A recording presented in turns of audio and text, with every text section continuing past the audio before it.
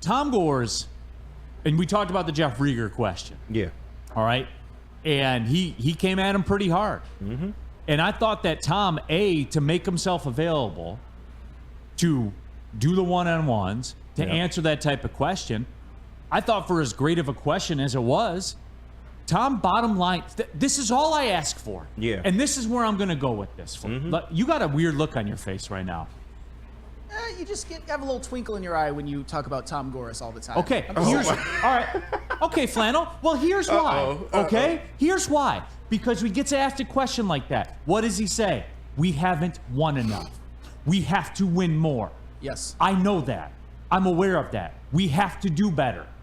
He doesn't say, here, go talk to Trajan. Right. He stands there and takes the shots. And as I've always said, and look, no one's been harder on Tom Gores in this room than Spencer Raxter. Yep.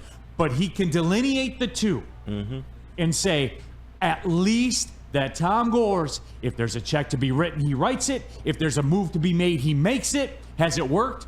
No, it hasn't. Not even close. They've been a dog water franchise since 2009. I'm just saying. Well, I mean, like, they did take a swing and did make the playoffs. Like, you can't. It's not like they've been sitting here being the Charlotte Hornets. You know what I'm saying? The Charlotte Hornets have had more success in the past 15 years than the Pistons have. Right, but I'm saying, though, they took a swing. All right. Did it work out? Yeah. No, even though, I mean, I guess structurally it kind of did. You got analytically the best year of Blake Griffin's career. You did. Yeah. I know that's not the narrative because that's not what people don't want to put out there. But whatever. Doesn't matter. The man said it himself into the microphone. All right. We have not won enough. We have not done enough. Yeah. We have to do better. Flannel, all I can ask for from an owner, other than winning, right? All I can ask for is that you're going to do what it takes to try to win. To not say, well, we'll see what happens. Right. You know, I know there's a guy here. All right. If there's a player that is directly impeding the progress of the franchise, would they still be a Detroit Piston? Would they still be a Detroit Tiger? Well, I think at this point there are players still on the Pistons roster that are impeding the progress of the team. Right, but at the same time, when you say that, though, I'm talking about could you just write a check and get the problem to go away? Would he do it? Well, I mean, Tom Would he do it? Tom Gores did it with Monty. I give him credit for that. He did that with Monty Williams. And all I'm asking is for the little consistency. Yeah, That's and it. they put a bullet in Killian Hayes. They did it with Blake Griffin. Yeah, yes, they did. 35 100%. million. They did it. They did it with Killian Hayes, and hopefully, and we'll see what happens. I hope that Trajan Langdon is given the reins to make the decisions that he wants, because as GM of the Pelicans, they had success, at least with drafting and accumulating talent. It's just so much of it too often was injured. That was what impeded the Pelicans. And we'll just have to see. There's certain players on the Pistons that I wouldn't mind being shipped out of town that maybe some people are more attached to, and others that I like that maybe some don't. I'm not going to mention them quite yet, but at the same time, that will be a big question to me. Like, for example, Jaden Ivey. I'm not married to keeping him in the slightest bit. However, I am married, and I think it's a good idea to re-sign Simone Fontecchio. I think that that's imperative. Jaden Ivey can be part of a trade package for all I care. At this point, even Asar Thompson can be part of a trade package for all I care, because he is unplayable as a three-point shooter, even though he does other things well. Just get shooting. That's all I ask. Yeah. That's all I ask at this point. Because, by the way, the top 18 three-point shooting teams in the NBA this year were all either play-in or playoff teams. You have to shoot the three ball. Yeah. You just do. And the only other two teams that weren't in the top 18 were the Bulls, who lost in the play-in, and the Magic, who lost in the first round. Just get shooting.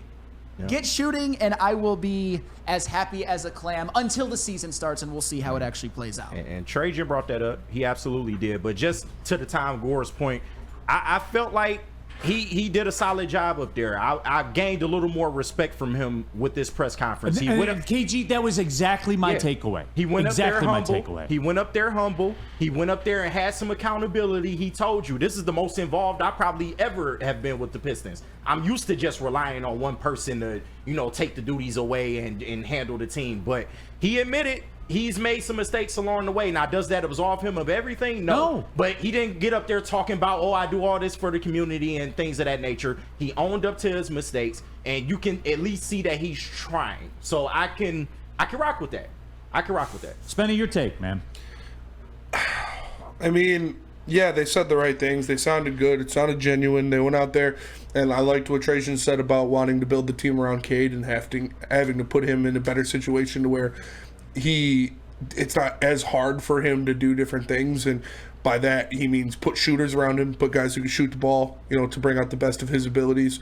So, yeah, I like what they said, but I need to see some action. 100%. We all do. Yeah, and that's it. I think something that he brought up that I didn't hear any of the media talk about was he said we have to be Trajan Langdon said, quote, we have to be objective about our roster. Yeah. And the players we have here. Mm-hmm. Yep. Because I know what that tells me, that nothing is untouchable. Yeah. That there will be some kinds of moves made. Mm-hmm. He said he's not afraid to get in the trade market. That's a strategy that they are going to implement.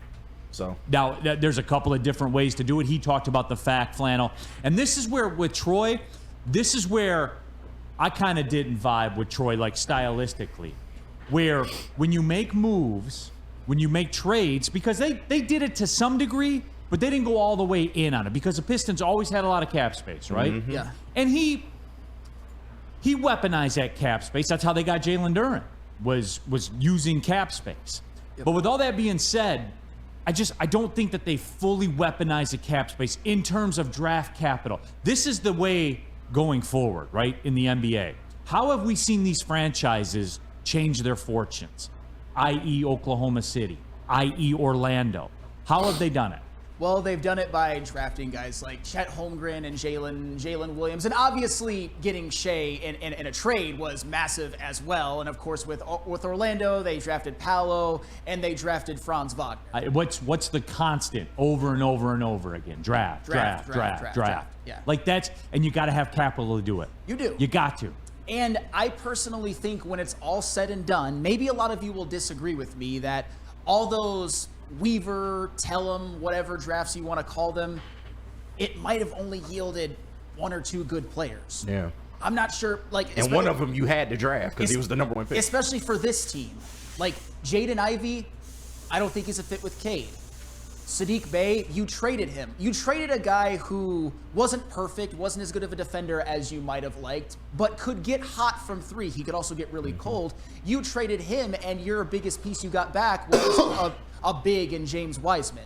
I mean, Isaiah Stewart, I am higher on him than some based off of how he improved his three-point shot last year, but you just never know. Asar Thompson is a teens three-point shooter, regardless of everything else he does. And Jalen Duren, I think, was a little bit disappointing as a defender last year, and shooting threes is not a part of his game, even though I'm not ready to throw him out yet because he's a double-double machine.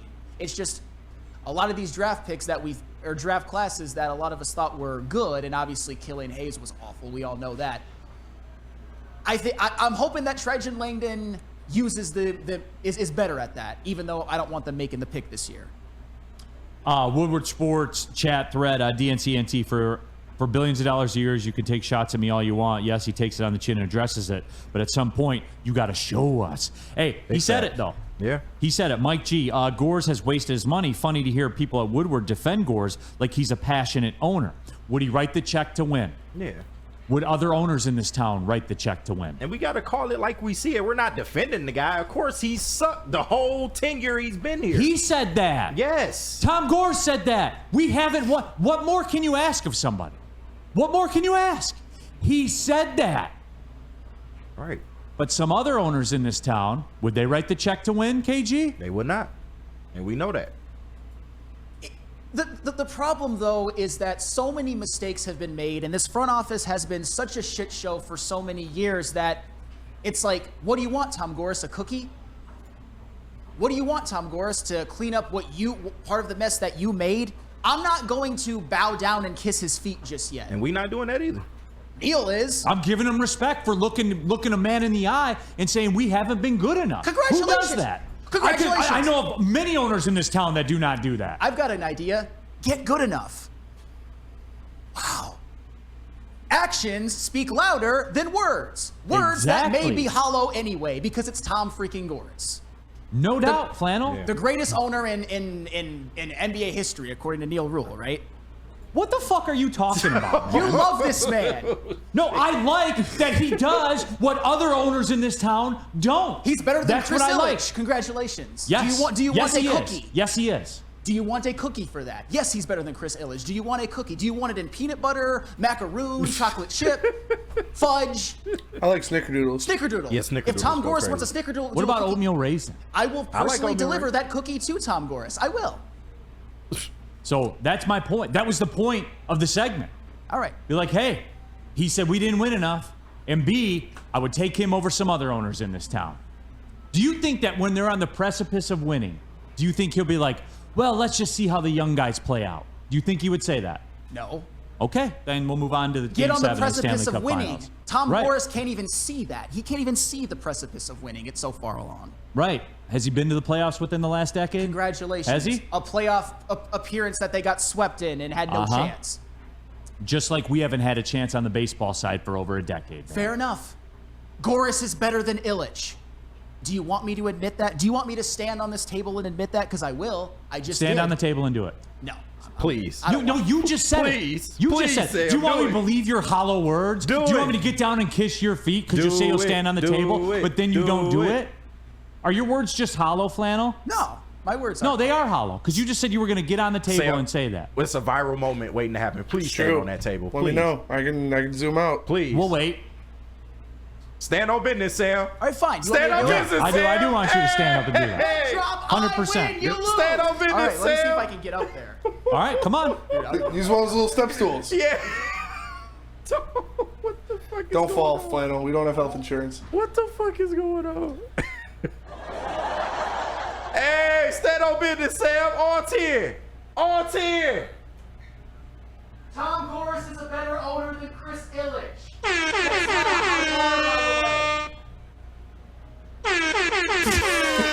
There you go, Stand on everybody. business, Sam. He stood on business. Give it up to Sam Flannel, everybody. That's what he does. Now hurry up and do the Lady Jane's read. Hurry up, get back down. Right, there. hurry Come on. up. Come on, Time don't is be money. knocking the cords out and everything like that. Let's go, Rebbing Sparty. Do it, nerd. Burn, careful, no injuries. Chuck Brewer, face plant. JB Smooth, do it. Bada bing, bada boom. Wanted you to also say, I have a wife. This is great. This is actually pretty good. Broder, the athleticism. Delouse Lion, sit your ass down. Fair enough. I figured that was coming too. Oh, man, that was great. Mike G, I win, you lose. So there's that one out there as well. Tiger Town, lots of talk about your legs. Yes. Chicken legs flannel. They're not the best legs, but I'm working on them. Mark Walston, your Nikes are busted. Oh. It's all good. It's not about aesthetics with me, it's about substance. Bam. Art Vandelay says, you dress like you're on your way to GameStop. I mean, I look better than you, though. Bam. I guarantee that. Just stand on business, Sam. What they talking about? We'll ride off with this one. Detroit Dabber 313. The desk will have to be bleached twice now before Ermanni and That Errol. is So true. Tell Yeah. about Lady That's Jane. actual facts. I got you.